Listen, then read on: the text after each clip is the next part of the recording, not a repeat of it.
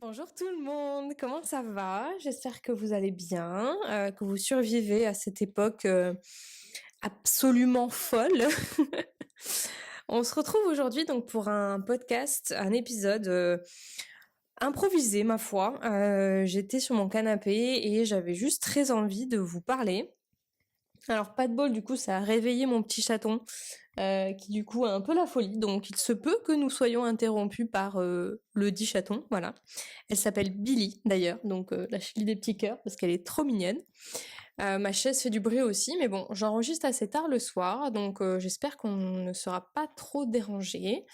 Mais voilà, j'avais juste très envie de vous parler, vous l'avez vu dans le titre, j'avais envie de vous parler du mythe du changement linéaire, parce que je trouve que j'ai un petit peu tourné autour de ce sujet dans la saison précédente, mais j'avais envie de dig a little deeper, parce que je trouve que c'est une vision du changement qui crée beaucoup, je pense, de mal-être. Chez moi, la première, hein, vraiment, je jette la pierre à personne. Au contraire. Parce qu'en fait, on nous vend souvent que le changement, c'est comme gravir une montagne, quoi. Voilà, c'est chaque pas nous rapproche du sommet, sans détour ni recul. Sauf que c'est, moi, je vois, en fait, en réalité, quand on regarde, je pense, tous et toutes notre expérience personnelle, je pense que c'est une montée, effectivement. Bon, pour ça, ok, non, pour certaines personnes, c'est peut-être plus une descente aux enfers, mais l'idée, c'est quand même d'effectuer, je pense, une certaine élévation. Personnellement, même pour des personnes qui veulent rester dans une vie normale, classique, sans de trop haut ou de trop bas, on va dire. Euh, je pense qu'il y a quand même une aspiration générale à une sorte d'élévation. Et donc, du coup, j'ai rien contre la métaphore de la montagne, mais pour moi, c'est plus une sorte de montée en spirale avec des détours. En mode, bah, tu fais ta rando et t'as pas bien compris la map et tu te perds, quoi. Voilà, tout simplement. Donc, euh, donc voilà, j'aimerais juste qu'on aborde ça un petit peu plus en détail. Parce que je trouve qu'en fait, le fait de voir tout ça de façon linéaire, ça peut vraiment créer bah, des jugements envers soi qui sont très durs. Ça peut créer, bah, on va le voir, un peu un sentiment dépressif. Parce que ça peut donner l'impression de tourner en rond, en fait, malgré les efforts qu'on peut faire pour avancer, par exemple. Parce qu'en fait, ce mythe-là du changement linéaire ascensionnaire de la montagne, euh, en fait, il est valorisé pour linéaire, en fait, peut-être comprise en partie de par le contexte social et historique de notre société, dont que j'ai souvent abordé d'ailleurs, euh, parce que c'est lié en fait à une structure, enfin à des structures, on va dire, patriarcales, mais aussi à des modèles capitalistes qui privilégient l'efficacité, la productivité et le contrôle. Comme si notre vie devait être une chaîne de production fordienne. Voilà. Ce qui n'est pas le cas. C'est pas très organique en fait. Parce que le patriarcat et les structures sociales qui sont rattachées en fait, historiquement, ont une norme très rigide autour des rôles que chaque individu en fait est attendu de remplir. Comme par exemple, voilà, réussir à se marier, à fonder une famille, avoir une carrière stable, et qui est comprise de promotion, hein, parce que si elle est juste stable et qu'on garde le même poste toute sa vie, attention, hein, là on n'est pas un bon petit soldat de la société, rien ne va.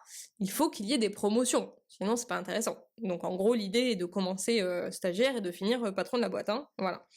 Euh, cette linéarité du parcours, en fait, elle nous est vraiment présentée comme une succession d'étapes uniformes, voilà, qui correspond à l'idée qu'un individu de notre société, voilà, devrait suivre ce chemin prédéfini sans dévier ni s'arrêter, voilà, comme un bon petit soldat qui traverse le champ de bataille.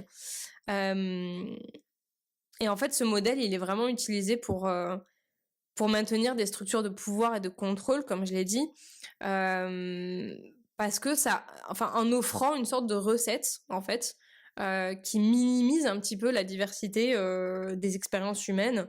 Et surtout, je pense que ça tient aussi à peut-être plus... Alors là, je sais pas, peut-être que je pars sur de la conspiracy, mais disons que ça va vraiment aider, ça laisse une porte ouverte à la critique et à la labellisation de l'échec. C'est-à-dire que quelqu'un qui n'arrive pas à suivre cette recette soi-disant très simple et toute tracée sera considéré souvent comme une merde, en mode ah ouais bah t'arrives pas à te stabiliser, t'arrives pas à monter, t'arrives pas à choper de promotion. Souvent il y a un jugement péjoratif qui vient avec ça. Parce que voilà, justement, c'est une recette en apparence facile, alors que pour moi, je trouve, vous me direz en commentaire, mais pour moi, c'est plutôt une recette qui tend à nous mettre des bâtons dans les roues. Et ceux qui s'en sortent, je pense, le paient cher, à mon avis, de leur santé, voire même de leur argent. Hein. J'ai beaucoup cette image en tête des avocats qu'on voit à Wall Street ou dans ce genre de choses à l'américaine, hyper violent, où en fait vraiment c'est une société, c'est un combat d'ego, un combat de couilles, même les femmes elles ont qu'une seule façon de survivre, c'est d'agir un peu comme les hommes et de perdre contact avec leur féminité.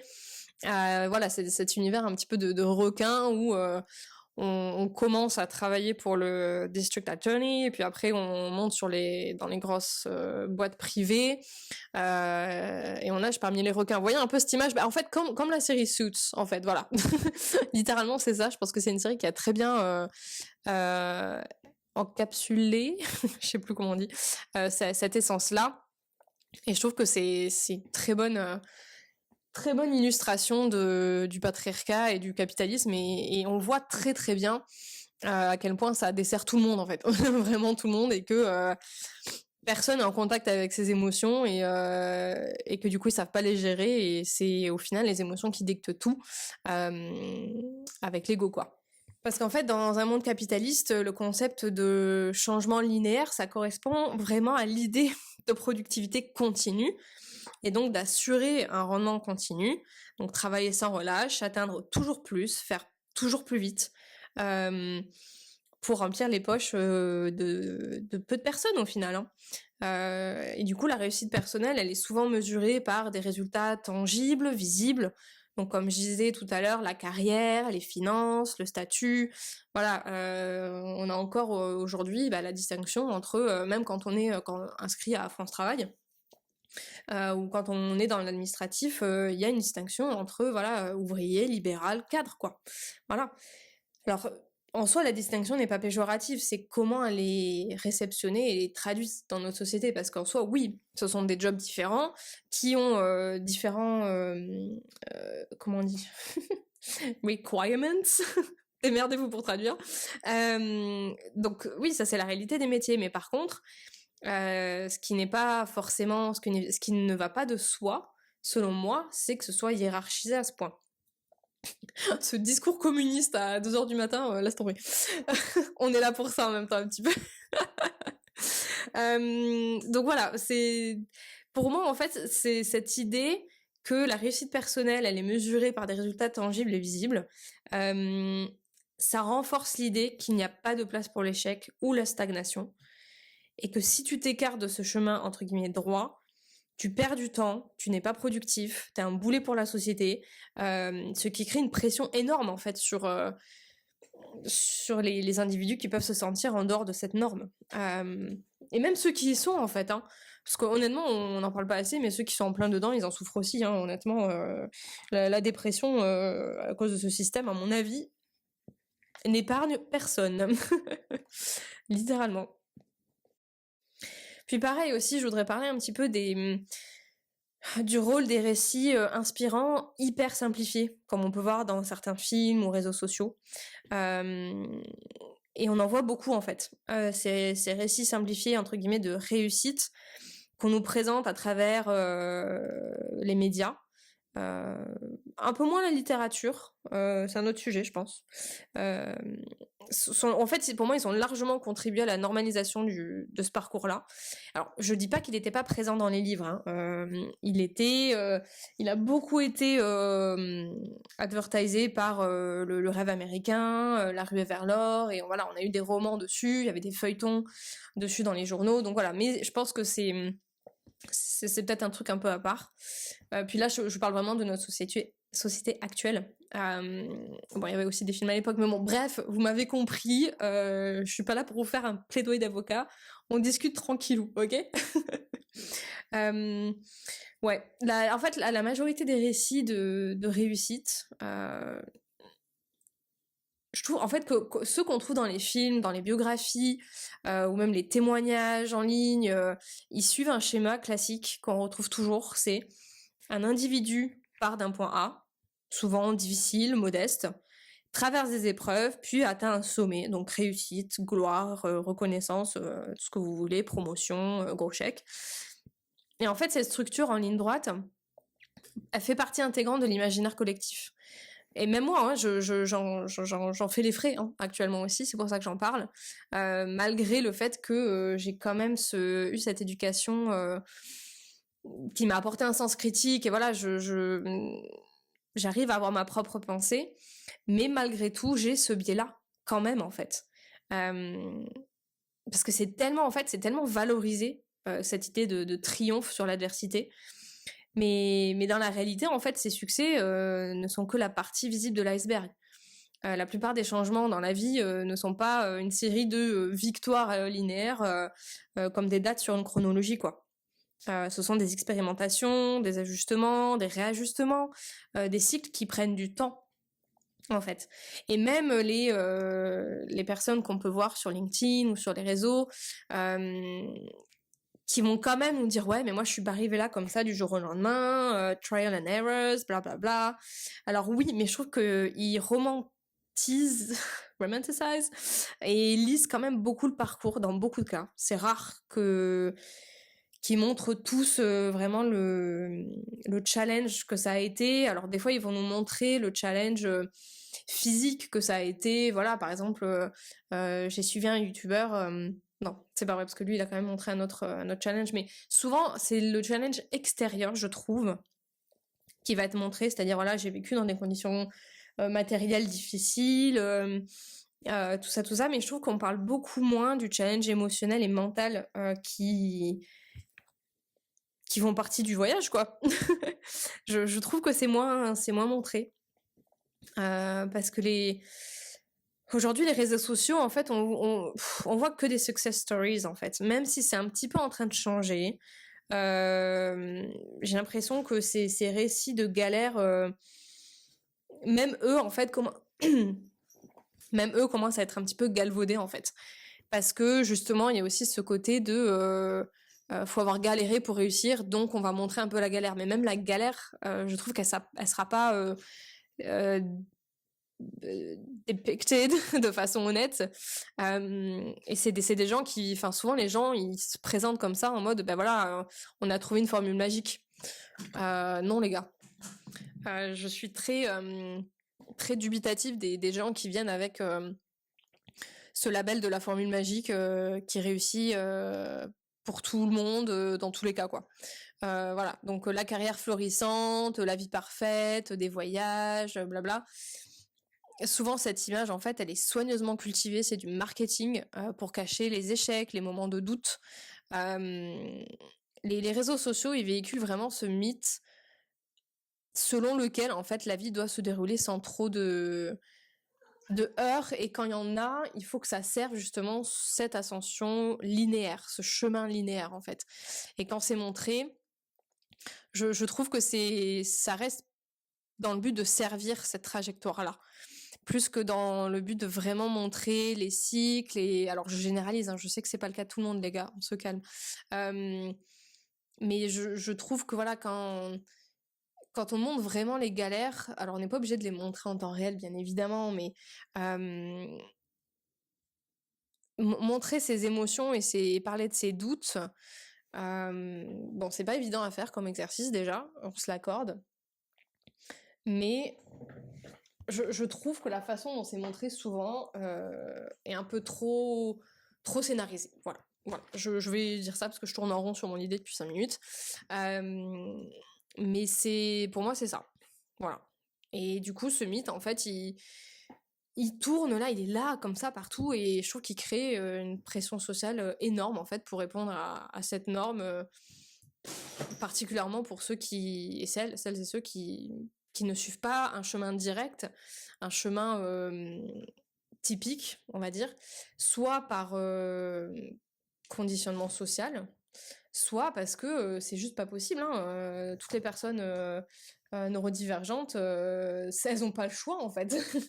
Elles sont pas taillées pour suivre le chemin tracé ou les normes attendues dans ce contexte-là en fait.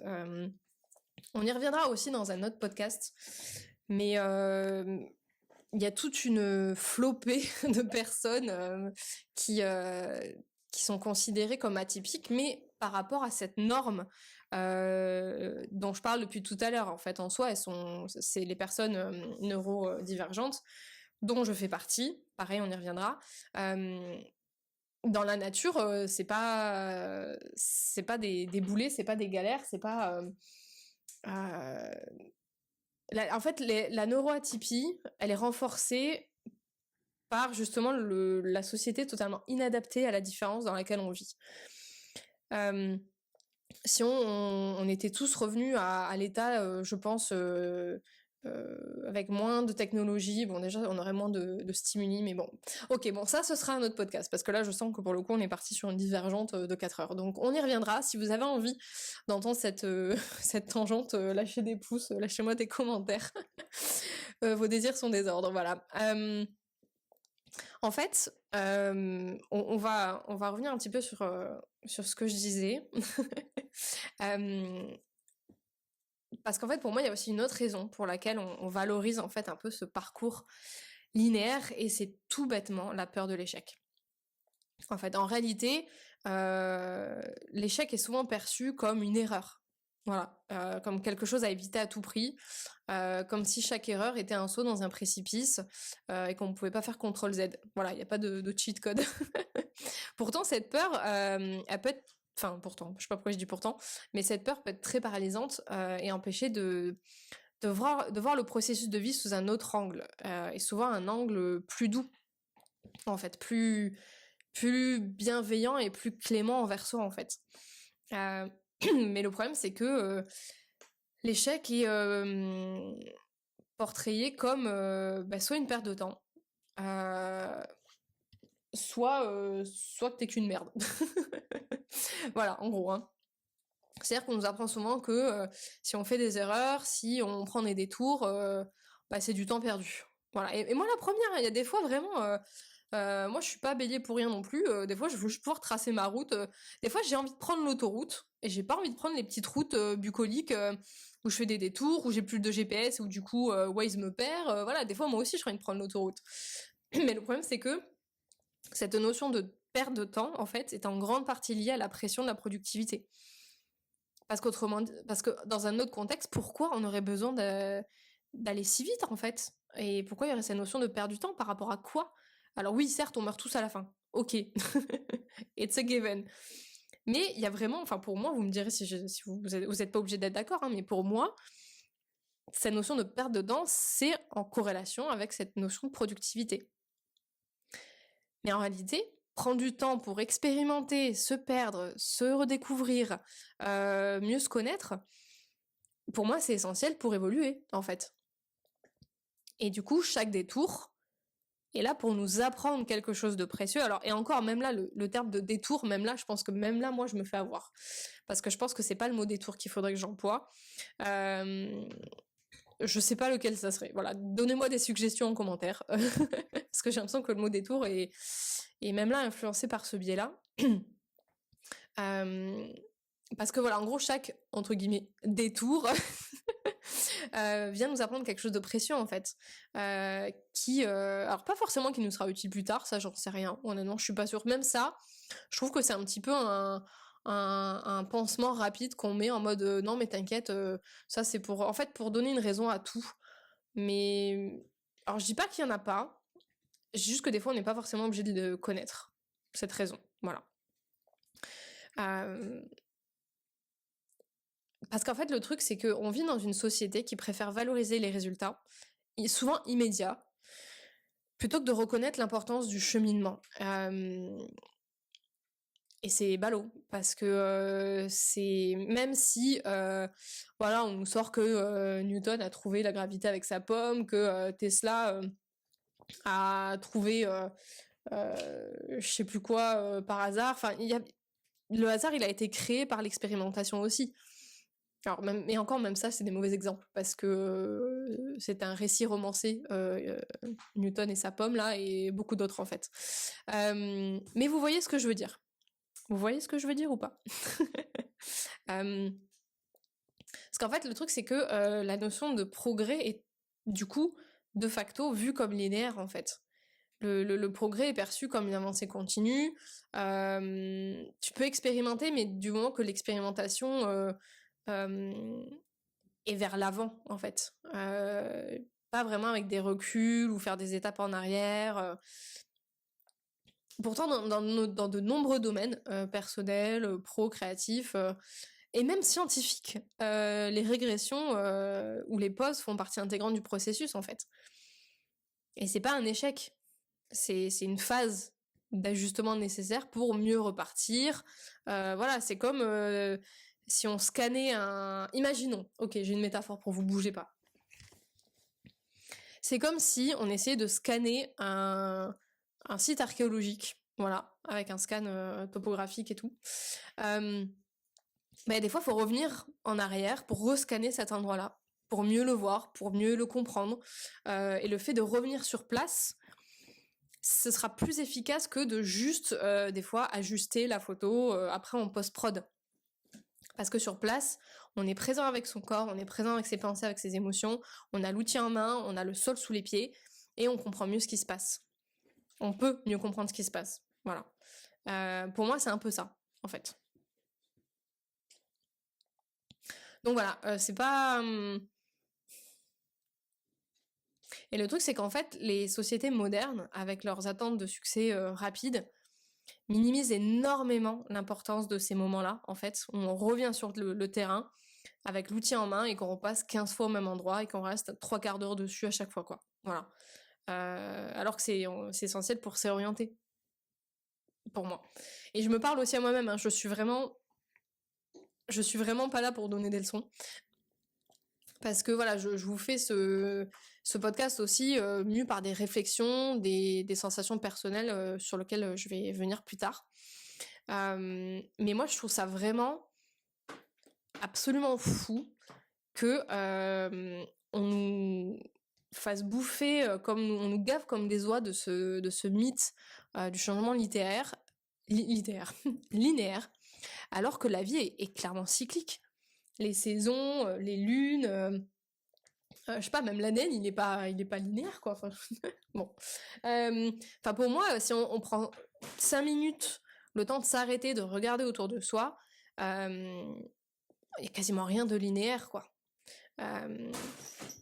Moi, j'ai pas mal en tête, justement, ces cycles de la nature, en fait, parce que c'est un très bon modèle sous les yeux qu'on a de changement, en fait, qui prend en compte des phases de croissance, de régression, de repos, de renouveau. La graine, c'est pas parce qu'on la voit pas que sous terre, elle fait pas son petit bail. Voilà. Les lunes, les saisons, les marées, tout dans la nature fonctionne en cycle, en fait. Ces cycles sont même fondamentaux pour le bien-être de l'individu, de la planète. Voilà. Happy family. Tout comme la nature, en fait, entre des phases de sommeil et voilà, comme l'hiver, par exemple, la nuit, bah, nous aussi, on a des moments où on dirait que rien ne bouge, on a l'impression que rien ne bouge. Mais dans ces phases de pause, en fait, il y a quand même des transformations en interne et en profondeur, en fait, plus subtiles qui ont lieu. Et là, pour le coup, je parle d'expérience, même si j'ai tendance à les oublier, ces phases. Oupsie. Ça reste un moment de préparation pour le renouveau, quand même. Loin d'être un échec, ces phases, elles sont nécessaires pour grandir à un rythme plus humain, plus organique, comme on dit. Donc voilà, si vous avez qu'une chose à retenir de ce podcast, c'est soyez plus organique. Voilà, et du coup, bah, c'est vrai que ce rythme plus humain, bah, il est forcément plus lent que le rythme imposé des machines, quoi. Euh, et du coup, pour moi, c'est d'autant plus important et limite militant, en fait, ou rebelle, de rejeter ce modèle linéaire et de repenser la vie comme un cycle, parce que ça permet de prendre du recul par rapport à la pression du changement constant, qui crée vraiment un stress mental et physique. Il n'y a pas de date de fin, pas de sommet à atteindre en fait. Donc je reviens sur ma métaphore de la montagne et de l'ascension en spirale. Euh, Au contraire, en fait, chaque étape fait partie du processus plus grand, d'un cycle plus grand. Et l'idée, c'est de se laisser porter par ces cycles, même si on ne sait pas toujours où est-ce qu'il va nous mener. Mais voilà, d'essayer d'accepter ces périodes avec résilience, même si ce mot, des fois, me saoule un peu. Mais voilà, de quand même ralentir quand c'est nécessaire et de revenir plus ancré après. Parce qu'en fait, c'est vrai que plus... En fait, vu que tout autour de nous dans la société nous pousse à aller toujours plus vite, ben pour moi, c'est d'autant plus important de ralentir.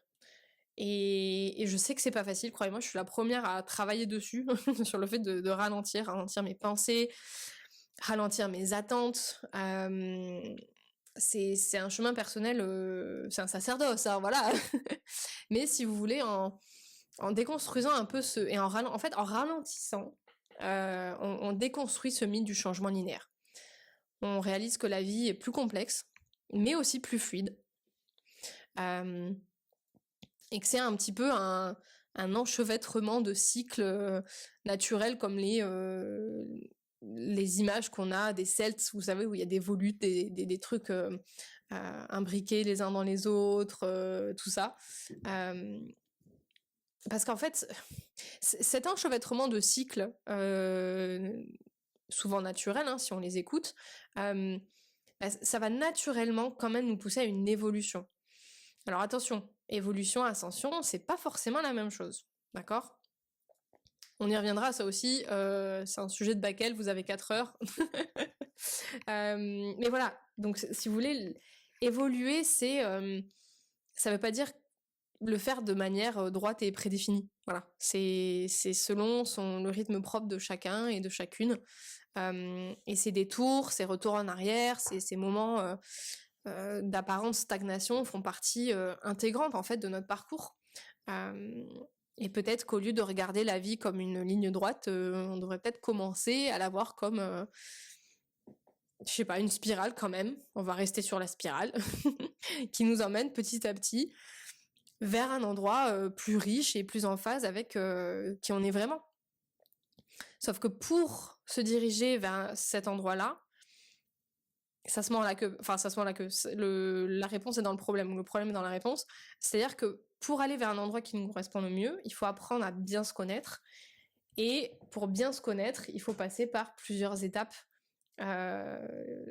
aussi différentes les unes que les autres. Et justement, dans cette variation d'alternance, en fait, entre stagnation apparente et avancée.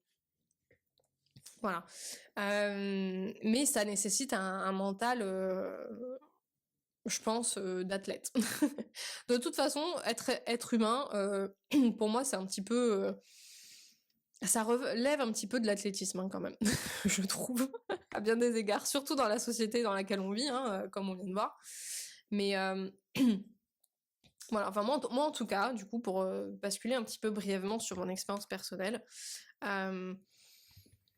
c'est un challenge pour moi aussi de déconstruire ce mythe parce que j'ai une perception du temps qui est naturellement totalement flinguée de base. Hein. C'est-à-dire que déjà il y a la société qui nous met une pression, qui nous change le lien à la temporalité, mais moi de base, par ma neurodivergence en fait, j'ai ce lien au temps qui est complètement différent des gens. Je vis en fibre optique minute depuis le début. Ce qui fait que de base, je vais naturellement me mettre la pression pour rapidement atteindre mes objectifs. Et voilà, en fait. Parce que je me dis, bon, bah voilà, plus vite je les atteins, et après, j'aurai plus qu'à kiffer. Et puis aussi parce que j'ai pas la même notion du temps que les gens, quoi. Vraiment, hein. Là, faudrait que Charlotte soit là pour en témoigner. Elle a un peu le même problème d'ailleurs, mais vraiment, moi, 3 semaines, 3 ans, 3 siècles, c'est un peu la même chose, quoi. Ce qui fait que, dans ma tête,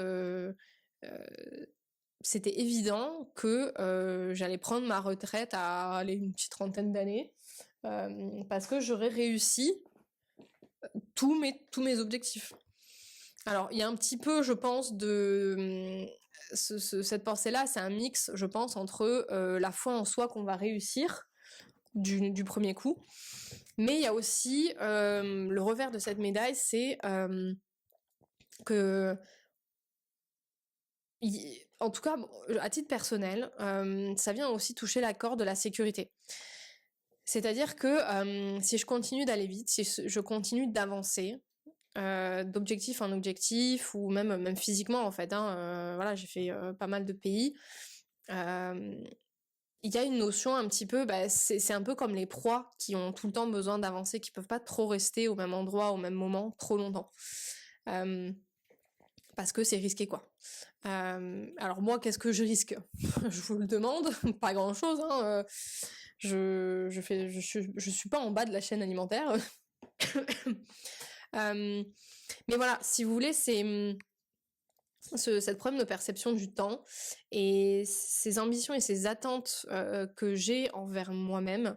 Alors c'est bien parce que ça crée quand même un moteur assez cool.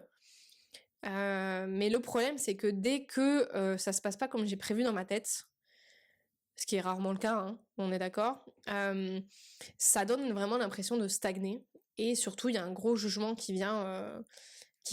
Alors j'en ai parlé un petit peu dans le podcast, dans l'épisode précédent avec l'invité victorien, voilà, dont on a parlé justement de cet appel du cœur, d'essayer de le suivre en fait dans cette société. Je vous invite à l'écouter parce que pour le coup c'est un très bon complément à l'épisode que je suis en train de vous faire, c'était pas du tout prévu, vraiment. Mais bon, à croire que c'est dans l'air du temps, et je trouve que les deux vont bien ensemble. Et que les deux sont liés, quoi. Mais qu'au final, chaque parcours, en fait, si on regarde vraiment de près, ça montre comment ces répétitions, en fait, nous apprennent quelque chose qui peut ou pas, hein, ou pas être la clé, mais qui, je pense, apporte un élément du puzzle. Voilà. C'est-à-dire que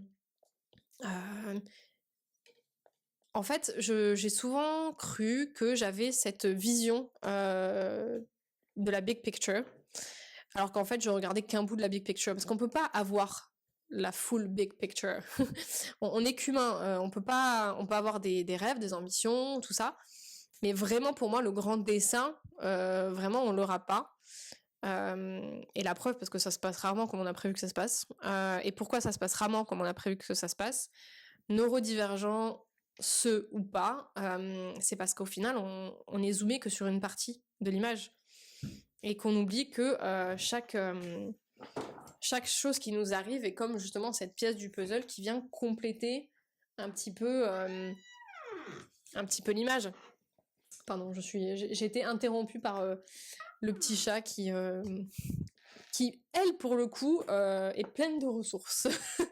Elle, revenir sur ses pas comme une folle, il n'y a pas de problème, quitte à casser 2-3 trucs. Mais on l'aime d'amour.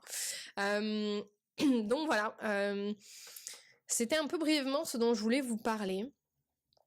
Parce que moi, il y a eu beaucoup de moments ces dernières années où le fait de déménager, de changer de métier, de devoir revenir en France, émotionnellement, je l'ai vraiment beaucoup vécu comme un échec. et où du coup ça a vraiment entraîné beaucoup de, comme je disais, de jugements assez durs, où c'était bon, voilà, t'as pas réussi à atteindre tes objectifs, tu vis pas encore la vie que t'aimerais pouvoir mener, donc t'es qu'une merde. Là, clairement, c'est vraiment clairement le discours que je peux avoir des fois envers moi, pour être tout à fait honnête envers vous. C'est pour ça que je sais de quoi je parle en fait. Depuis tout à l'heure, vraiment, je parle de mon vécu aussi, et j'essaye de faire aussi un peu ma propre thérapie avec ce podcast et de me mettre dans le crâne que ce mythe du changement linéaire, il est éclaté au sol. Voilà.